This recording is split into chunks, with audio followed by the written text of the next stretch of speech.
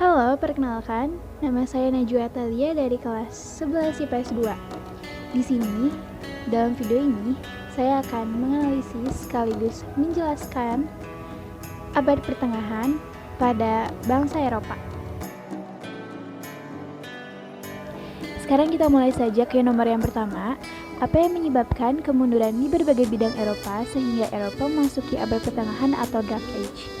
Jadi, istilah zaman kegelapan ini muncul setelah perkembangan peradaban dan ilmu pengetahuan di kawasan Eropa mengalami stagnasi atau bahkan kemunduran akibat dari kuatnya posisi gereja di segala bidang kehidupan masyarakat Eropa saat itu. Tidak ada satupun masyarakat yang diperbolehkan menyebarkan pengaruhnya melebihi pengaruh gereja. Abad pertengahan juga sering diartikan sebagai periode kekuasaan agama, karena agama sangat mendominasi kepentingan masyarakat Eropa. Selanjutnya, nomor kedua. Bagaimana kondisi sosial politik di Eropa pada masa abad pertengahan, termasuk cara pandang hidup bangsa Eropa dalam memandang duniawi. Pertama, kondisi politiknya pada saat masa abad pertengahan. Raja yang secara teoritis merupakan pusat kekuasaan politik dalam negara, kenyataannya hanya menjadi juru damai kekuasaan politik pada kelompok bangsawan dan kelompok gereja. Keduanya memiliki pasukan militer yang sewaktu-waktu dapat digunakan untuk melancarkan ambisinya. Ada kalanya kekuatan militer kaum bangsawan dan kaum gereja ini lebih kuat dari kekuatan militer milik raja. Yang kedua, kondisi sosial pada saat masa abad pertengahan.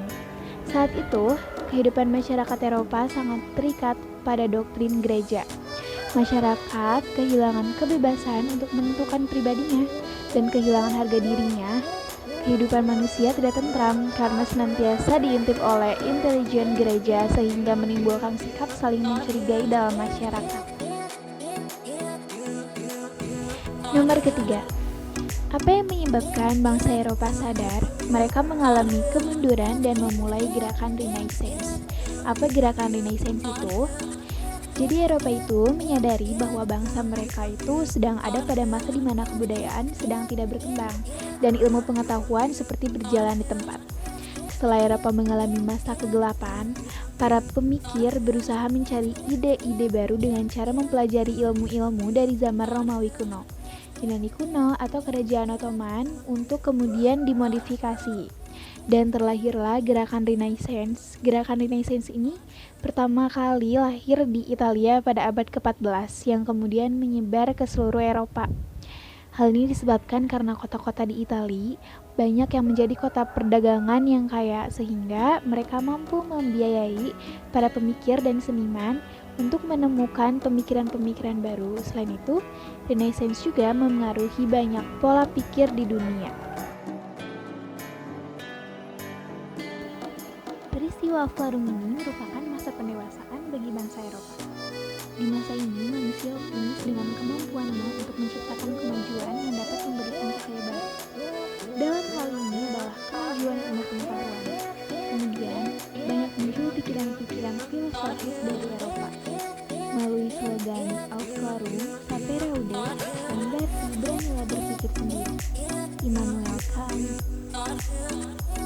filsuf asal Jerman, mengajak orang-orang untuk semakin berani dan bebas menggunakan akalnya. Sekarang kita bahas nomor kelima. Soalnya yaitu, apa yang membuat Eropa sekarang bisa maju dalam berbagai hal, bahkan sekarang Eropa menjadi pusat dunia dalam berbagai hal. Sekitar abad ke-18 di Eropa, yang diketahui memiliki semangat revisi atas kepercayaan tradisional, memisahkan pengaruh-pengaruh keagamaan dari pemerintahan. Bertolak dari pemikiran ini, masyarakat Eropa itu mulai menyadari pentingnya diskusi-diskusi dan pemikiran ilmiah. Ideologi sekularisme menjadi dasar tonggak peradaban maju Eropa.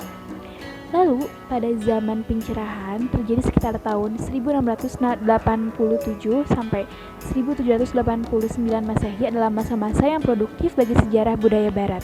Seperti ditemukannya bubuk mesin cetak, dan kompas yang menjadi perubahan besar serta mempengaruhi dunia hingga saat ini. Terdapat ciri transformasi di zaman pencerahan. Pertama, kapitalisme awal atau merkantilisme. Yang kedua, kemandirian atau individualisme. Yang ketiga, berperannya aspek-aspek rasional, dan yang keempat, pesatnya kemajuan teknologi. Sekarang kita masuk ke nomor 6, yaitu nomor terakhir.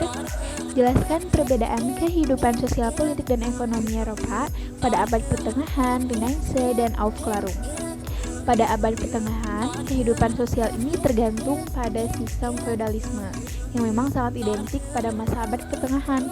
Lalu kehidupan sosial pada abad Renaissance ini, masyarakat bangsa Eropa sangat terikat dengan doktrin dari gereja, serta segala kegiatan kehidupan yang ditujukan untuk akhirat. Begitupun dengan abad Aufklärung, kehidupan sosial pada abad ini mengakibatkan banyak orang berpendapat bahwa peran Tuhan dalam kehidupan itu berhenti setelah proses penciptaan alam semesta dan segala isinya selesai. Pandangan tersebut nantinya dikenal dengan istilah deisme.